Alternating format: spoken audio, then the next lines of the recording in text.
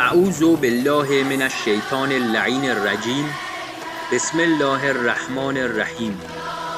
اگه فرزند یا مادرت زبان املال سرطان داشته باشه، دوست داری اون مداوا بشه یا مشکلات خودت حل بشه؟ برای کدوم دعا میکنی؟ اصلا مشکلات خودت به چشمت میاد؟ حالا اگه مشکلی در عالم باشه که با حل شدنش تمام مشکلات مردم جهان حل بشه چی؟ برای حل بزرگترین مشکل جهان دعا میکنی یا برای حل مشکلات خودت یا دیگران؟ مشکلی که با حل شدنش کره زمین بهشت میشه. بله، درست حدس زدی.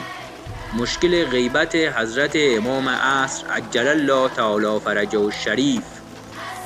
پس از این به بعد هیچ دعای دیگه‌ای نکن و فقط بگو اللهم عجل لولیک الفرج در هر حالی که هستی، چه نشسته، چه ایستاده، چه دراز کشیده، چه نیمه خواب، چه در حال غذا خوردن و در همه حال با زبان یا قلب و ذهنت.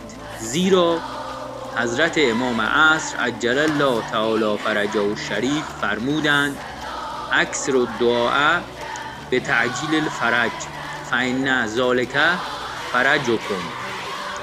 برای تعجیل فرج بسیار دعا کنید، زیرا همین موجب فرج و گشایش شماست. کتاب شریف کمال الدین و تمام النعمه، شیخ صدوق رحمت الله علیه، صفحه 485.